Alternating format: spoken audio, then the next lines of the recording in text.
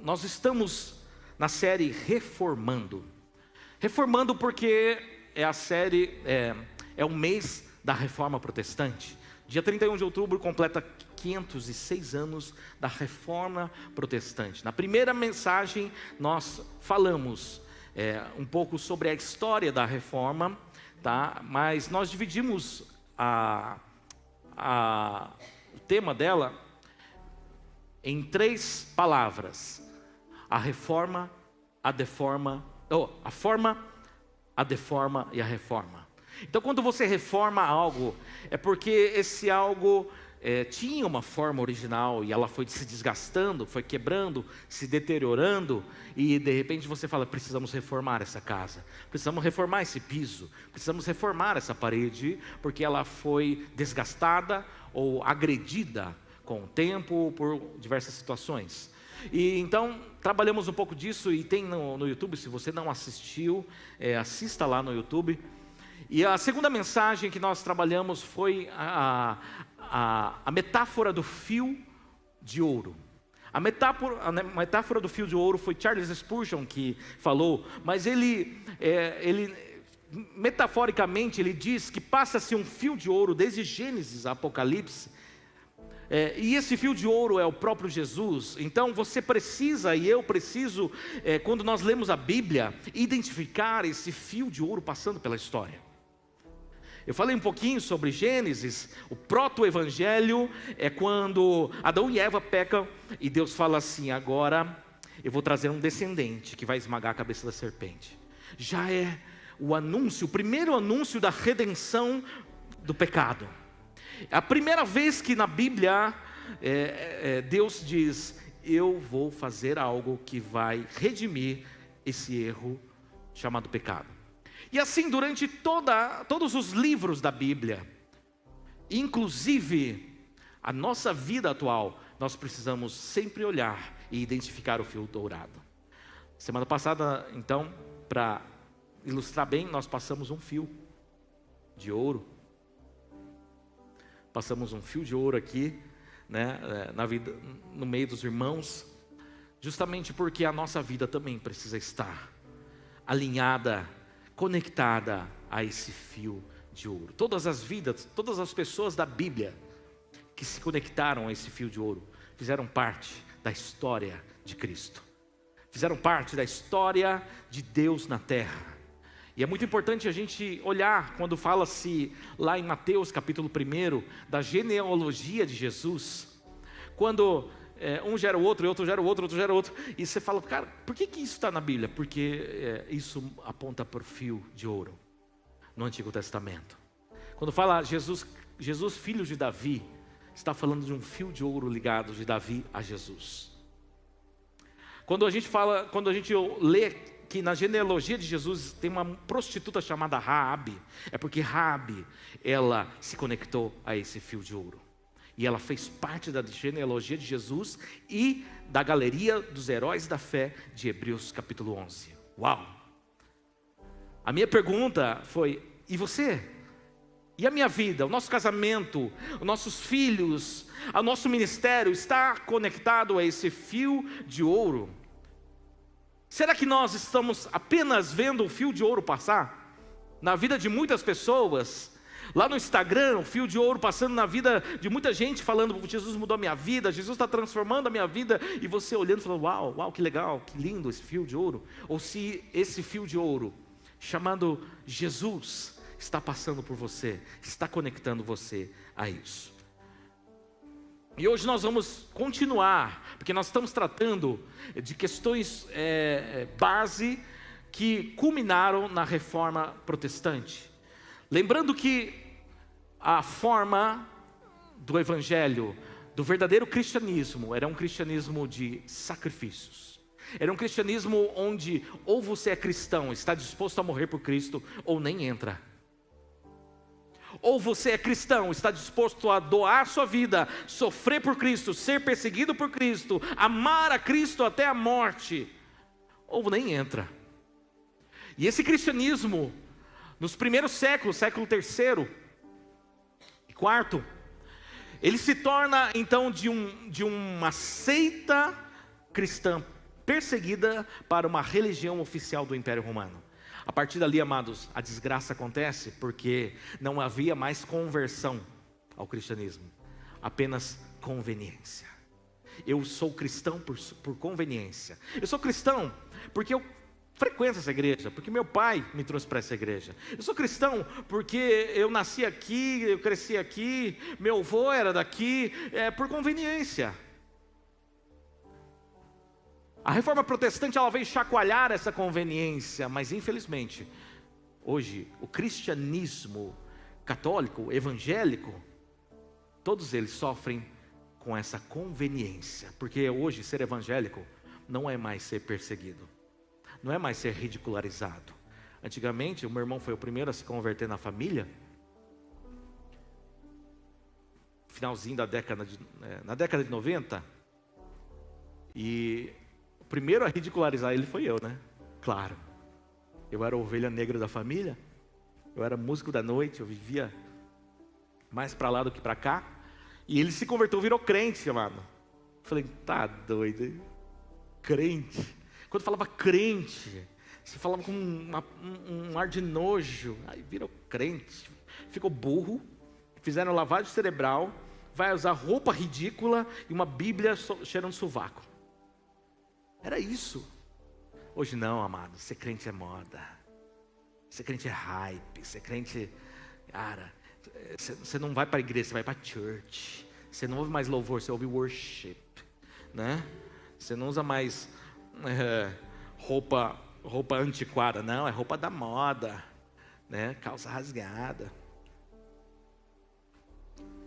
Esse dia eu e o Joe fomos para uma outra cidade menor, e o Joe todo tatuadão ali, chegou com a roupa rasgada, coladinho, sapato, tênis branco, e eu idem, igualzinho ele. Aí os crentes olharam para nós, e eu ia pregar, né? Olharam para nós assim, que isso? Church, não dormimos no mesmo quarto. Não dormimos, porque o João não cabia. Mas voltando dos comerciais, ser crente hoje é moda, e por isso é convencional, é conveniente, é tranquilo. Você troca de igreja igual troca de roupa também, porque não existe uma raiz fixa num comprometimento, e sim num aproveitamento de vida. Eu vou no lugar que é melhor para mim. Eu me converti, agora sou de Jesus, sim, mas, cara, não gostei desse pastor, acho que eu vou para o outro lá. Não gostei desse louvor, acho que eu vou para o outro ali. Então é um cardápio, é tipo, eu gostei desse lanche, mas o molho é bom no outro, e depois ali a pizza é boa naquela. Então a igreja para mim não se torna mais uma família, um lugar de transformação e conversão, e sim um restaurante onde eu frequento, deixo minha bagunça ali e vou embora. Hoje o cristianismo tem sido dessa maneira. E por isso, a necessidade de uma reforma nos dias de hoje. A igreja presbiteriana independente, a constituição, a doutrina evangélica precisa ser mexida, precisa ser transformada? Não. A nossa conduta, a nossa entrega. A reforma tem a ver comigo. Você está falando assim, precisa ver uma reforma mesmo, hein? Porque esse cara, porque é tal pessoa, porque é tal ministério, porque essa igreja. Não, olha para você, vamos olhar para dentro de nós. Nós precisamos de uma reforma. Eu preciso de uma reforma no Senhor, no nome de Jesus. Amém? Glória a Deus. Diga comigo assim, eu preciso ser reformado. Amém, glória a Deus. Vamos ler o texto base, passei aqui. O texto base é 2 Reis. 2 Reis, versículo 22. Nós vamos ler só o versículo 8 e o 11, tá? Versículo 8 e 11. Versículo 8 é esse. Então o sumo sacerdote Ilquias disse ao escrivão Safã: achei o livro da lei na casa do Senhor. Ilquias entregou o livro a Safã e este o leu.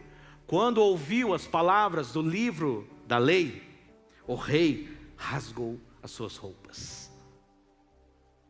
O contexto disso é que A palavra de Deus já tinha sido perdida, as leis do Senhor, os preceitos de Deus, a vontade de Deus havia sido esquecido. E então o sumo sacerdote, numa bagunça, vai lá e encontra o livro e fala: achei o livro. A reforma, ela veio de pessoas que falaram: achei o livro.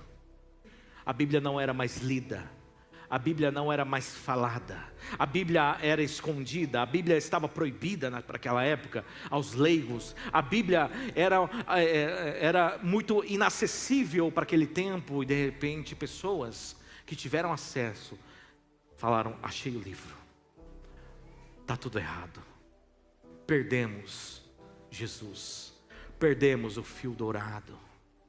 Então eles levantam esse movimento, e esse movimento não era um movimento de divisão, e sim de transformação, mas acabou acontecendo uma divisão, e aí hoje a gente vê a divisão cristã entre católicos e evangélicos, porque nesse momento pessoas não aceitaram o manifesto, não aceitaram a ideia de que eles estavam errados.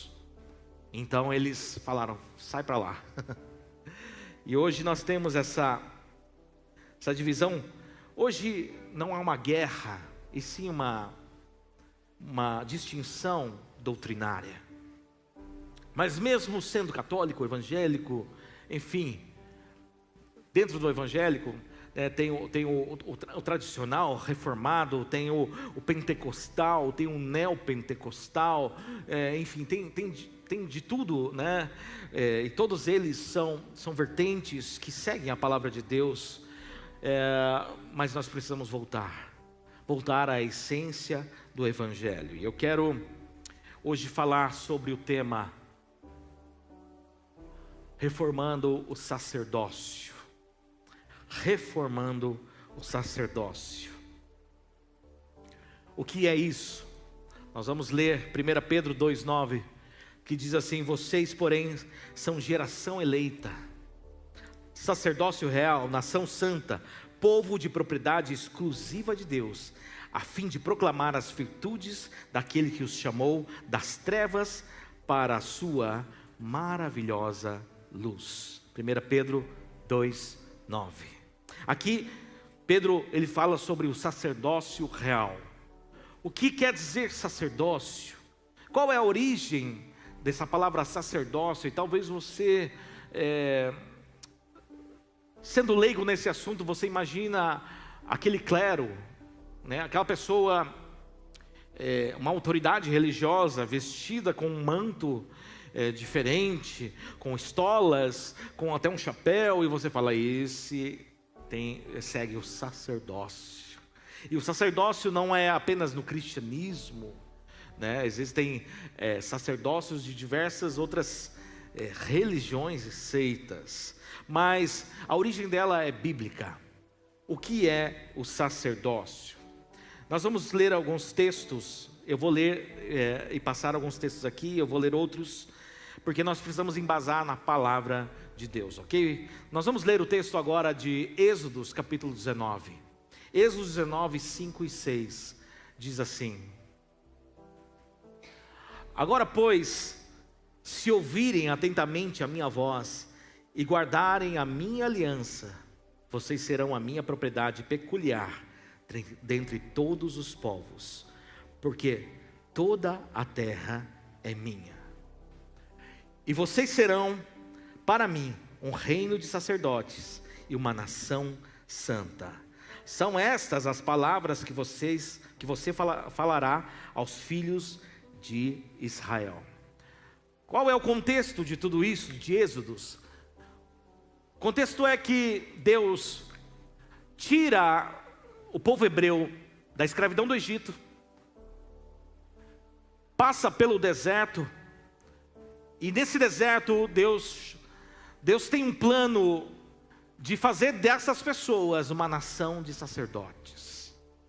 Então, haviam muitas nações, mas Deus queria pegar a nação de Deus, a nação de Israel, a nação que nasceu da descendência de Abraão, e estava na terra prometida, estava no caminho da terra prometida, e Deus falou: eu quero fazer de vocês uma nação de sacerdotes, uma nação que vá ser a minha presença aqui na terra, uma nação de pessoas que vão falar do meu nome para a terra, uma nação de pessoas que vão ser diferente e vão fazer diferença na terra. Então esse era o objetivo de Deus. Deus queria levantar uma nação inteira para chamá-la de nação sacerdotal. Deus, no entanto, Ele escolhe das 12 tribos, uma tribo, que é a tribo de Levi. A tribo de Levi, então, se tornou a tribo de sacerdotes. O texto lá em Deuteronômio 10, versículo 8 a 10 diz assim: por esse tempo, o Senhor separou a tribo de Levi para levar a arca da aliança do Senhor, para estar diante do Senhor, para o servir e para abençoar em seu nome até o dia de hoje. Pelo que Levi não tem parte nem herança com seus irmãos. O Senhor é a sua herança, como o Senhor, teu Deus, lhe tem prometido. Aqui o texto está falando que Deus separa uma nação, mas uma tribo. Mas, pastor, você não falou que era uma nação? E essa nação não é composta por 12 tribos? Sim, mas existiu um problema nesta nação.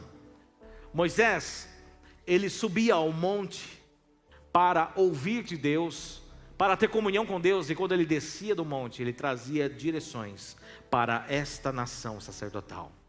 Então Moisés, ele era o intermediador, ele era aquele que tinha a comunhão com Deus, então trazia a revelação do coração de Deus para esse povo. Porém, num dado momento, esse povo começou a se rebelar, começou a falar mal do próprio Deus, a reclamar de tudo aquilo que Deus dava. Deus mandava maná dos céus, Deus mandava codornizes, flango do céu, para você comer, e de repente se precisava de água, Deus fazia brotar água da rocha. Deus mandava nuvem para fazer sombra no sol, e de noite no deserto ele é extremamente frio, e ele vinha com uma coluna de fogo. Deus cuidava desse povo, mas o povo era murmurador. E num dado momento, quando Moisés sobe ao monte, fica lá 40 dias, 40 noites, o povo começa a reclamar para Arão, e começa a falar: Arão, esse Moisés só fica lá, esse Moisés, né, tá difícil, faze-nos um bezerro de ouro. Então Arão, naquela pressão, ele pega ouro de todo o pessoal e faz um bezerro de ouro. E esse bezerro de ouro começou a ser adorado. Quando Moisés volta com as tábuas dos mandamentos, os 10 mandamentos. Quando vê o povo adorando a um bezerro, Moisés quebra, fica nervoso e fala: Deus, acaba com esse povo. Mas nesse momento Deus fala: Moisés, não é todo mundo não. Você vai ordenar para que cada chefe, cada tribo extermine aqueles que idolatraram, aqueles que adoraram o bezerro de ouro. E de repente todo mundo ficou: peraí, cara, como assim? Não vamos matar? E existe o texto de Êxodo 32, versículo 25, diz assim: vendo Moisés que o povo estava desenfreado, pois Arão o deixara à solta para vergonha no meio dos seus inimigos, pôs-se em pé à entrada do arraial e disse: quem é do Senhor? Venha até mim. Então se ajuntaram a ele todos os filhos de Levi, aos quais disse: assim diz o Senhor, o Deus de Israel, cada um cinja a espada sobre o lado, passai e tornai a passar pelo arraial de porta em porta, e mate cada um a seu irmão, cada um a seu amigo, e cada um a seu vizinho, E fizeram os filhos de Levi segundo a palavra de Moisés. E caíram do povo naquele dia uns 3.000 homens. Apenas a tribo de Levi se posicionou para exterminar aqueles que se rebelaram. Apenas a tribo de Levi foi uma tribo que mostrou fidelidade a Deus. E Deus falou, é essa tribo que vai ser a tribo sacerdotal. Então, de uma nação inteira, Deus escolhe uma tribo. Deus aprova apenas uma tribo, que é a tribo de Levi. Porém, dentro dessa tribo de Levi, que ainda eram muitas pessoas, os levitas, Deus encontra, escolhe uma linhagem sacerdotal para serem os sumos sacerdotes. Então Deus define a linhagem sacerdotal a partir de Arão. Arão, então, ele é escolhido, e a partir dele, os seus filhos, os seus netos, os seus bisnetos, todos eles seriam os sumos sacerdotes. Seriam aqueles que diretamente iriam ministrar ao Senhor. Então, a nação sacerdotal se tornou uma tribo sacerdotal. E da tribo sacerdotal foi eleita a linhagem sacerdotal de Arão. Vamos falar um pouquinho sobre algumas definições aqui. Funções de um sacerdote era oferecer a Deus sacrifícios. Sacrifícios pelo pecado, sacrifícios de adoração, sacrifícios de purificação, de intercessão. Então, apenas o sacerdote poderia oferecer diante de Deus o sacrifício. E esse sacrifício era um animal, um cordeiro, às vezes um bode, às vezes uma pombinha. Dependendo da ocasião, oferecia-se sacrifícios, e o sangue do animal inocente que era derramado, ele era a expiação pelos pecados. O sangue de um animal inocente era o sangue derramado pela vida, pelo pecado do povo de Deus. Também na função sacerdotal existia a questão de duas pedras chamadas Urim e Tumim. Não é muito falado sobre isso, né? Mas o sumo sacerdote, ele tinha essas duas pedras, que eram o Urim e Tumim, e elas brilhavam de acordo com a direção que Deus dava ao sacerdote. Era uma maneira de Deus se comunicar com sinais para os sacerdotes. E Deus também se manifestava de maneira visível a eles. Foi assim com Samuel, o profeta Samuel, posteriormente, quando Deus chama Samuel de uma voz audível. Agora, o sumo sacerdote, essa palavra sumo quer dizer o maior, o maioral, o chefe. Sumo sacerdote, então, era o líder maior dos sacerdotes. Imagina que, mesmo que fosse uma tribo com, 10.000 pessoas nessa tribo, ainda assim precisaria de um líder para conduzir essa tribo. E esse líder era o sumo sacerdote. O sumo sacerdote, ele, além de coordenar, além de chefiar a tribo sacerdotal, ele tinha uma função muito específica. E essa função exclusiva do sumo sacerdote era entregar o sacrifício a Deus no dia da expiação. Esse dia chamava-se Yom Kippur, o dia da expiação. Uma vez ao ano, o sumo sacerdote entrava no Santo dos Santos. A tenda de Moisés, a tenda que Deus mandou Moisés construir, ela tinha seus compartimentos. É como se fosse assim, o pátio, a recepção, a sala de espera e a sala de reunião com o chefe. Então, pessoas, elas poderiam entrar no pátio, alguns poderiam entrar no santo lugar, mas um só homem poderia entrar no Santo dos Santos, que é o santíssimo lugar, é onde a arca estava, o sumo sacerdote. E lendo a palavra você descobre que esse sumo sacerdote, ele tinha uma preparação de purificação, para que o pecado não matasse ele no dia da expiação. Ou seja, se um sumo sacerdote entrasse em pecado, ele era morto pela presença de Deus, pela glória de Deus.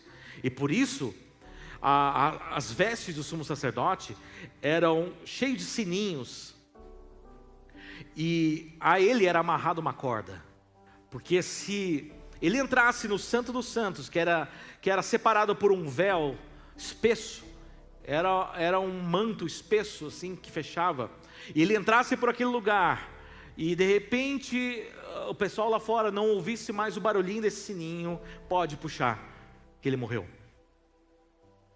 Então a função do sumo sacerdote era ter o acesso direto a Deus, né, no dia da expiação. Agora, um detalhe muito importante é que ser sacerdote não era uma escolha, era um destino. É interessante, amados, a gente pensar nisso, porque muitas coisas que a gente tem com Deus, a gente acha que foi a gente que escolheu. Muitas coisas que Deus faz na nossa vida, a gente acha que foi nós que optamos que Deus fizesse. Ser sacerdote não era um concurso público, onde você decide fazer, estuda para fazer, e você merece estar lá. Não. Eu creio que tinha muita gente querendo ser sacerdote, mas não era da linhagem de Arão, não fazia parte da tribo de Levi. Para ser sacerdote tinha que ter pedigree, tinha que ter nascido no lugar certo. Ou seja, havia um destino de Deus.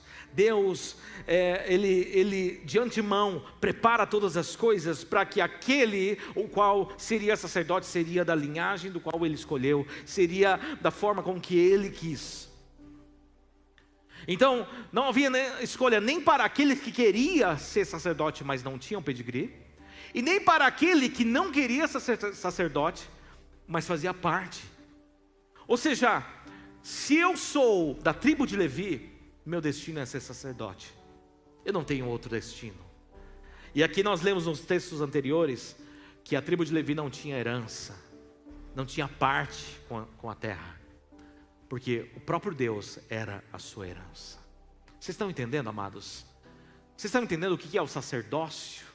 Sacerdócio não era algo comum, não era uma vocação apenas, e sim um destino. Era algo que nasceu no coração de Deus, e que Deus estava preparando o povo, preparando uma nação, para que fosse uma nação sacerdotal na terra. Mas espera aí, falhou então o plano de Deus? Não, nós vamos continuar a história, porque esse sacerdócio, amados, ele se estende até os dias de hoje. Nós lemos o texto, uma nação de sacerdotes real. Em 1517, então, Lutero, nós falamos dos pré-reformadores, porque a gente destaca Lutero, mas não foi um só homem, Deus levantou muitas pessoas.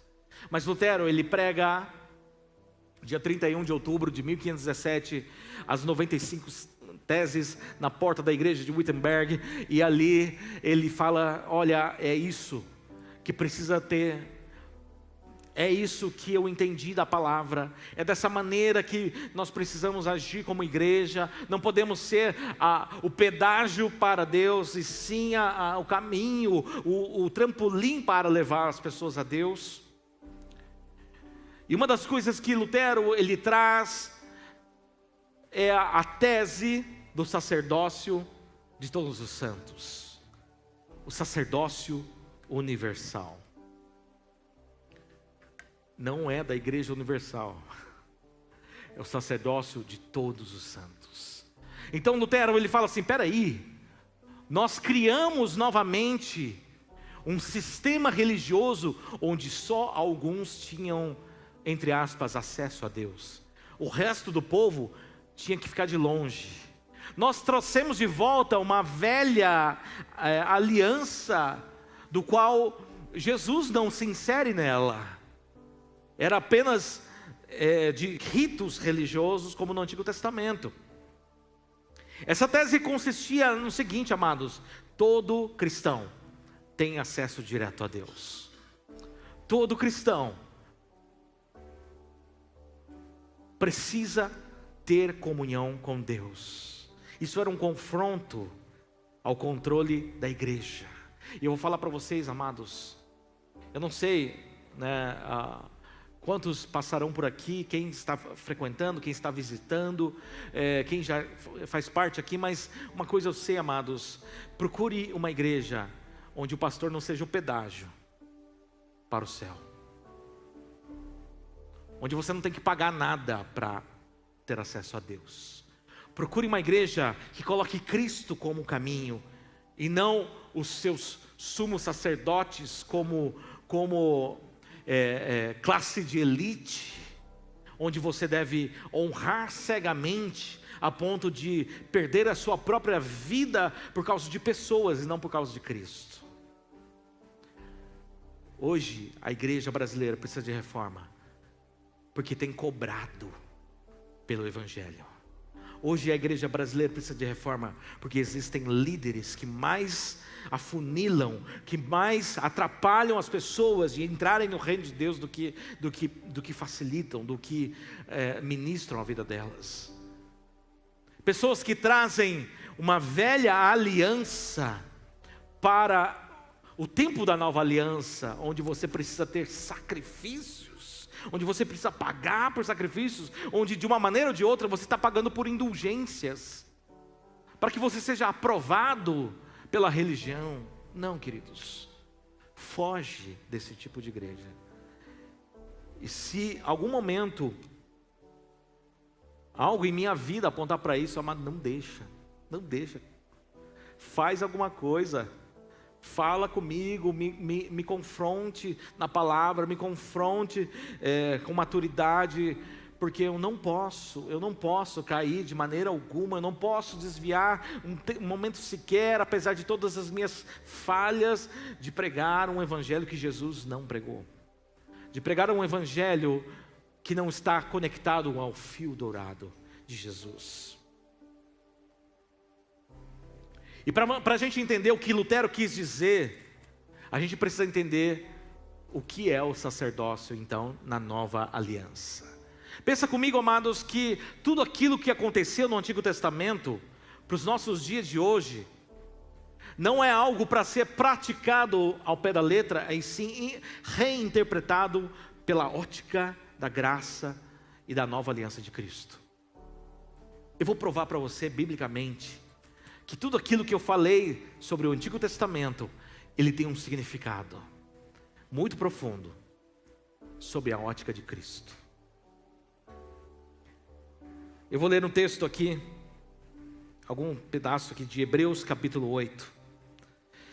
Versículo 1 de Hebreus 8 diz assim: ora, o essencial das coisas que estamos dizendo é que temos tal sumo sacerdote, que se assentou à direita do trono da majestade nos céus, como ministro do santuário e do verdadeiro tabernáculo que o Senhor erigiu, e não o homem.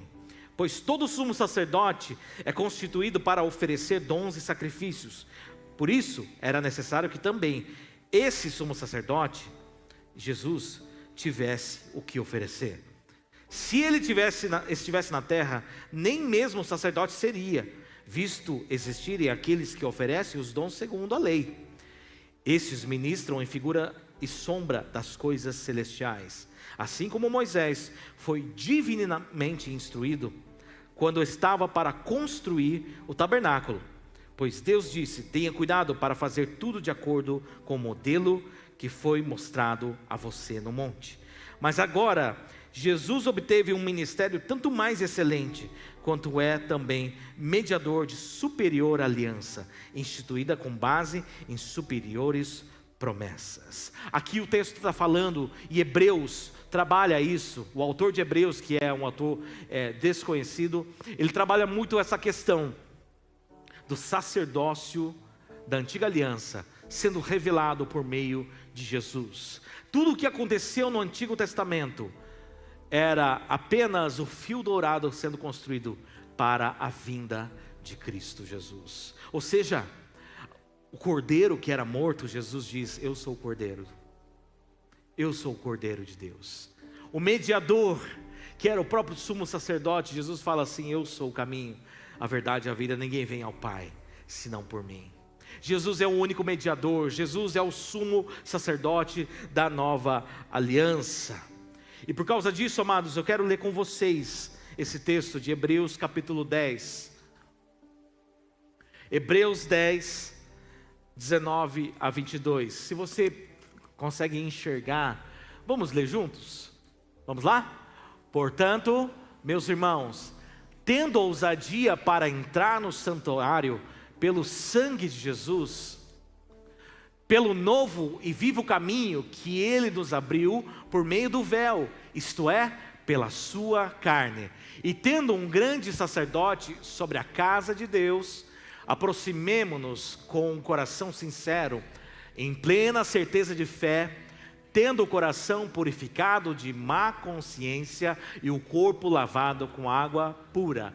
Hebreus 10, 19 a 22 está falando que Jesus, Ele foi o véu rasgado, para que Ele, como sumo sacerdote da nova aliança, nos dê acesso para que nós nos tornemos a nação sacerdotal.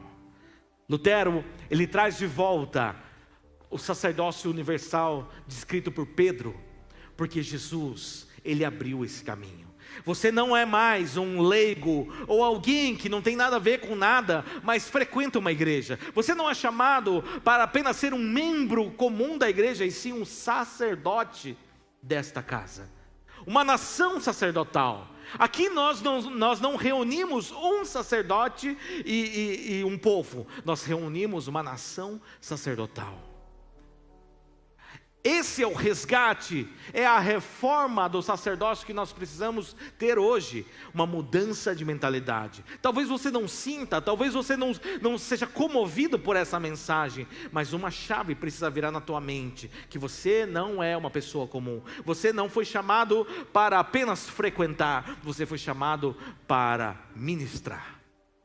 Você foi chamado para ser um sacerdote nesta nação, um sacerdote nesta terra. A sua vida não é uma vida qualquer.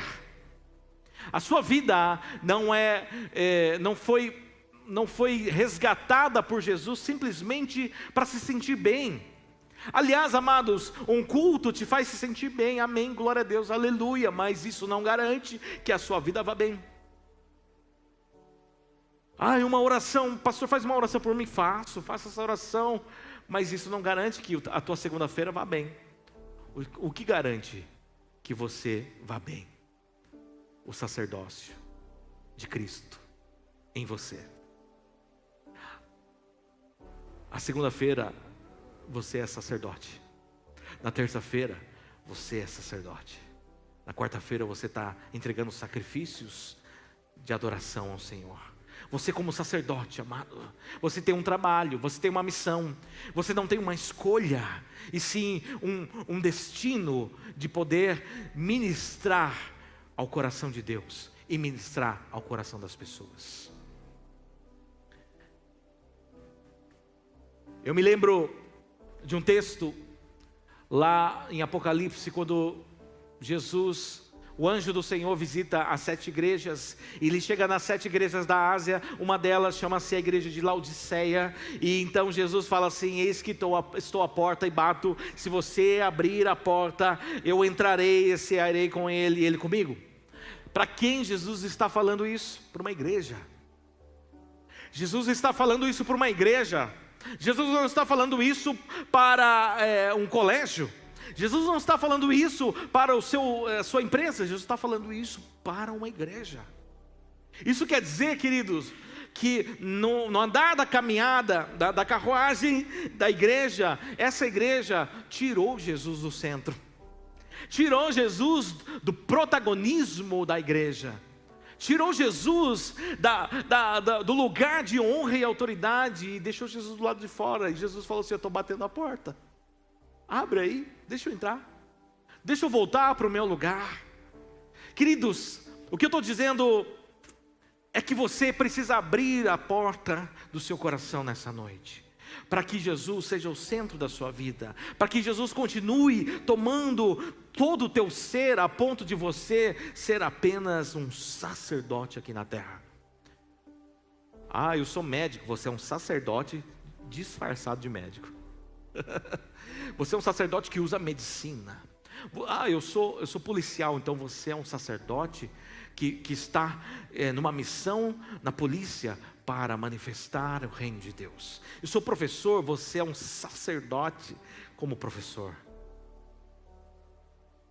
Eu sou dona de casa, você é uma sacerdotisa, um sacerdote no seu lar, na sua escola, estudante. É isso que precisamos entender. Deus está falando conosco nessa noite, para que nós saiamos daqui não mais como um membro, um frequentador, um visitante que falou, uau, que culto, uau, que bênção, mas sim agora, como que eu vou exercer o meu sacerdócio? Eu vou sacrificar a adoração ao Senhor. E um ponto muito especial, amados, é que tem gente que vai querer ser sacerdote e vai, pastor, já me deixa pregar. A primeira coisa que você precisa fazer como sacerdote é ministrar ao Senhor.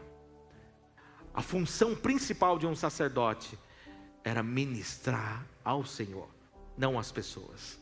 Em segundo lugar, ele ministrava às pessoas.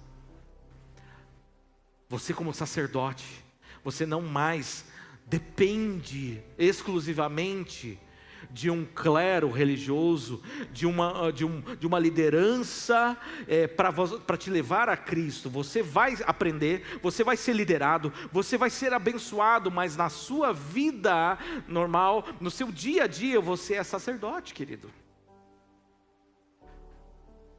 Puxa, eu sou sacerdote, então eu não preciso mais da igreja. Não, aí que você precisa da igreja. É aí que a igreja faz sentido. Não para você sobreviver, mas para você multiplicar, para você crescer, para você se fortalecer. Todos nós precisamos da igreja. Quando você começa a sua caminhada com Cristo, você precisa da igreja porque ela vai te ajudar a sobreviver. Ela vai te dar caminhos, ela vai te ensinar, a igreja vai acolher você como alguém que precisa de ajuda. Mas quando você entende que é sacerdote, você precisa da igreja, porque é ali que você vai crescer para ser sacerdote lá fora, ser treinado para ser um sacerdote fora deste lugar. E no Novo Testamento, mesmo os apóstolos entendendo a sua função sacerdotal e os crentes sendo sacerdotes para a cidade, mesmo assim haviam líderes que se dedicavam em tempo integral à própria igreja, em tempo integral a certas funções. Então isso não exime ou não elimina a necessidade de se ter um pastor aqui, por exemplo, porque você pode pensar assim, poxa, se eu sou sacerdote, se todo mundo é sacerdote, então manda embora esse pastor, né? Não, isso não elimina a necessidade de que hajam líderes para a condução, mas elimina a sua necessidade de dependência de pessoas para que você tenha comunhão com o Senhor e exerça o seu chamado onde quer que você esteja. Quantos aqui estão entendendo? Diga amém. Amém. Glória a Deus. Se você tiver alguma dúvida, porque é um conteúdo, né, que não tem como passar de maneira completa, né, e é um pouco complexo para alguns, né, para aqueles que estão iniciando na fé, mas é importante que você saia daqui com uma coisa: eu sou sacerdote. Eu sou representante de Deus, eu carrego a presença de Deus, eu estou ligado a esse fio dourado, eu sou sacerdote que posso e devo, na minha responsabilidade, manter a chama do Espírito acesa todos os dias, amados. Como?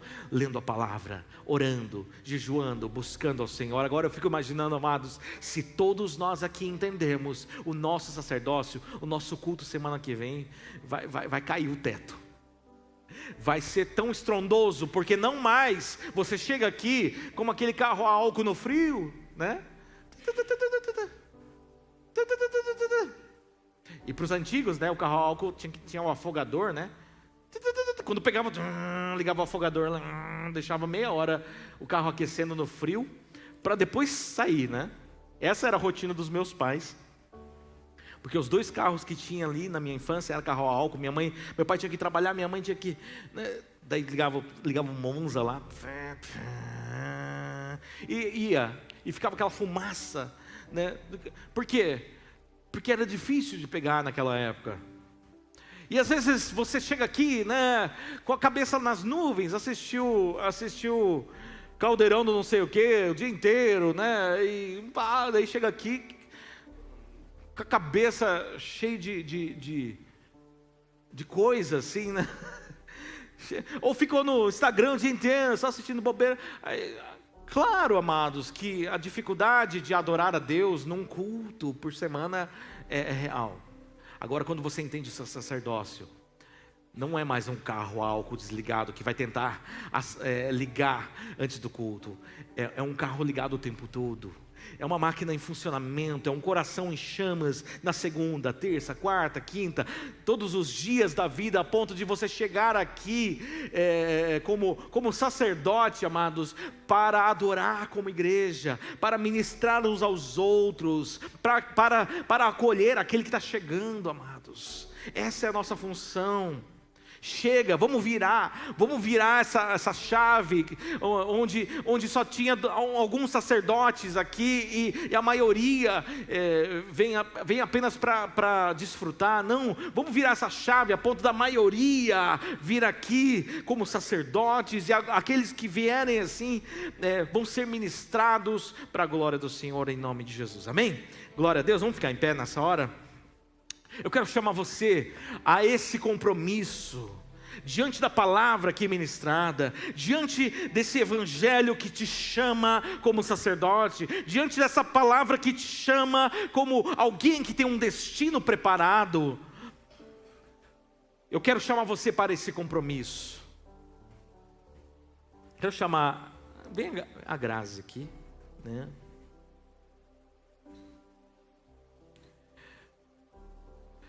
Eu quero chamar você, querido, para diante dessa família. Como é bom, gente, a gente estar em família, porque quando a gente se compromete uns com os outros, a gente tem validado o nosso compromisso com Deus, sabia disso? Quando você fala, olha gente, eu decido amar os irmãos, por mais que você ainda precisa melhorar, por mais que você ainda tem o seu jeito difícil, cara, você se comprometeu com as pessoas, e isso vai te ajudar. Por isso que quando nós chamamos você para vir à frente, e você para receber oração, e para você se comprometer, é um passo diante da igreja, é um passo que você dá dizendo: eu quero, eu posso, eu preciso, eu devo, eu quero caminhar, eu quero sair do zero, eu quero sair da minha condição de espectador, de alguém perdido no meio do povo, para uma condição de sacerdote. Então eu chamo você nessa noite para esse posicionamento. Nós vamos orar nessa hora, vamos cantar uma canção, e eu quero que você se coloque diante do Senhor, se derrame diante dEle, se derrame diante do Senhor nessa hora. Feche os seus olhos. Eis que estou à porta e bato, e não vou parar, sem ti não vivo, Jesus. Eis que estou à porta e bato. Abra a porta do seu coração. E não sei Assuma o seu chamado sacerdotal. Em todo lugar que você vá, por todo lugar que você ande, você é sacerdote do Senhor. Vamos reformar o nosso sacerdócio, vamos reformar o nosso compromisso, o nosso destino no Senhor, em nome de Jesus. Jesus, te amo. não sei expressar, tudo é por ti, Jesus, te amo e não vou parar, sem ti não vivo, Jesus, te amo e não sei expressar, tudo é por ti, Jesus. Eu quero fazer um desafio para você. Você que quer dar um passo além na reforma do sacerdócio da sua vida. Eu não sei que área, em que circunstância, mas eu sei que todos nós podemos e devemos ser reformados como sacerdotes. Sacerdócio no lar, sacerdócio no seu trabalho, sacerdócio aqui nesse lugar também. Para que você deixe de ser apenas alguém que está no movimento para alguém que faz o movimento. Alguém que está na multidão para alguém que cura a multidão. Eu chamo você nessa noite. Enquanto nós continuamos cantando, você vem aqui à frente, nós vamos orar por você. Nós vamos orar juntos. Eu sou a primeira pessoa que está aqui declarando que eu preciso dessa reforma. Eu preciso cada dia mais assumir a minha condição sacerdotal, não na igreja, não como pastor apenas, mas como marido, mas como pai, mas como um cidadão campograndense, como alguém, um cidadão brasileiro, alguém que tem responsabilidade sobre o povo de Deus. Vem mais para frente, amados, porque pessoas atrás. Glória a Deus, glória a Deus, glória a Deus. Santo é o Senhor. Vamos cantar, vamos cantar.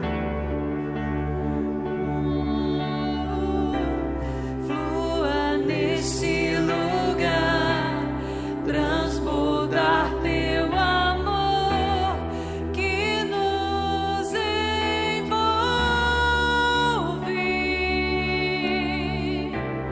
A ti me achegarei pra encontrar teu Nossos amor. Presbíteros, intercessores, por favor, nos ajudem. Nos ajude orando. Glória a Deus, glória a Deus. Flua nesse lugar, transbordar teu amor que nos envolve. Glória a Deus. Por favor, os irmãos que podem orar aqui, estar juntos aqui, para a gente juntos como igreja, como corpo, nós estarmos ajudando uns aos outros. Mais uma vez declare, flua. Flua nesse Espírito Santo de Deus, vem, transborda. Transborda, Senhor. nos envolve.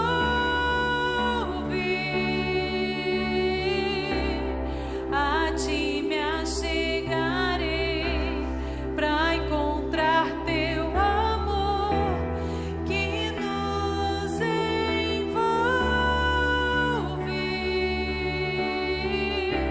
Espírito de Deus, vem sobre nós, te desejamos.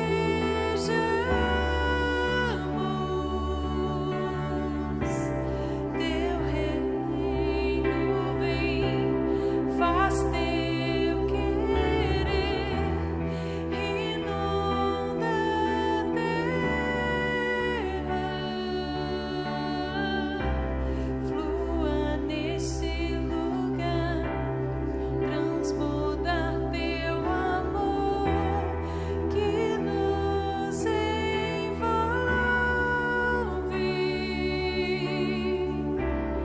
A ti me achegarei pra encontrar teu amor que nos envolve.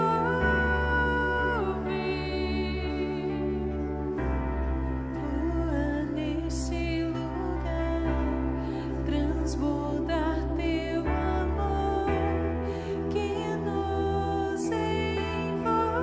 Glória a Deus, glória a Deus, glória a Deus. Continuem orando, amados. Você que está no seu lugar aí, estenda as suas mãos, ore ao Senhor. Você que é sacerdote, entende já o seu sacerdócio, adore ao Senhor, ministre ao Senhor, ministre a adoração ao Senhor.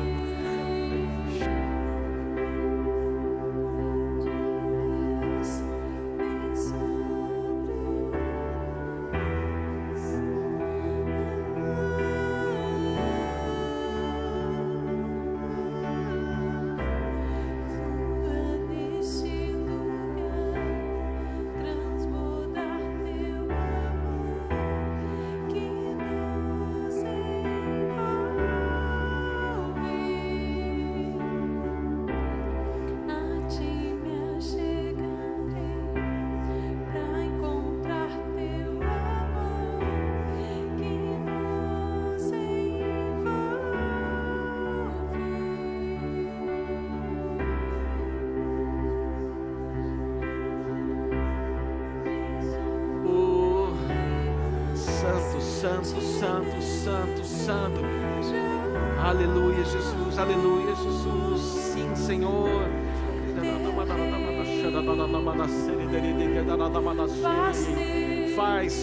Faz o teu querer. Faz o teu querer. Oh, Deus, toca os nossos corações. Pai, levanta uma igreja sacerdotal e levanta um povo sacerdotal. Levanta, Senhor, pessoas, oh Deus, dispostas a viverem o destino que o Senhor preparou, dispostas a viverem o caminho que o Senhor ordenou a nós, Senhor. O teu sangue nos lavou, a tua carne foi o véu rasgado. O Senhor nos abriu um novo caminho e nós hoje somos de Cristo, somos sacerdotes de Cristo. Jesus, o nosso sumo sacerdote, nos deu esse ministério, e nós assumimos o compromisso, assumimos o nosso destino.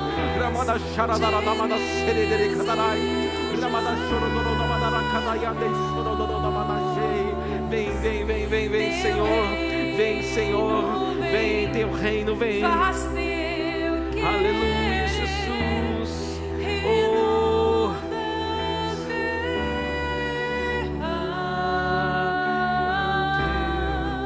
é o reino teu, é o poder e tua, é a glória para sempre. Amém. Teu é o reino teu, é o poder tua, é a glória para sempre. Vamos cantar declarando: teu é o reino, teu é o reino teu, é o poder e tua, é a glória para sempre. Mais uma vez, teu é o reino, é o reino teu, é o poder e tua, é a glória para sempre. Teu é o reino teu, é o reino teu, é o poder e tua, é a glória para sempre. Amém. Glória a Deus, glória a Deus, glória a Deus. Aleluia. Quantos recebem essa palavra? Diga: eu recebo. Diga mais forte: eu recebo a revelação dos teus princípios, dos teus fundamentos. Eu recebo o mistério e o ministério do sacerdócio de Cristo, em nome de Jesus. Amém, amém. Vamos orar todos juntos. Levanta as suas mãos. Pai, nós te adoramos. Obrigado, Senhor, por este momento. Obrigado, Senhor, pela bênção de sermos uma igreja que vive os teus princípios, uma igreja que busca cada vez mais na tua palavra a vida em Cristo Jesus, um povo sacerdotal na cidade de Campo Grande. E por isso, Senhor, eu como pastor, eu abençoo a vida de cada um aqui, declarando sobre cada lar aqui representado, cada família aqui representada, a bênção do Senhor, a bênção sacerdotal do Senhor sobre cada um aqui, no nome de Jesus, para que eles vão bem, para que eles prosperem, para que eles façam diferença onde quer que eles estejam, em nome de Jesus Cristo. Aleluia, glória a Deus.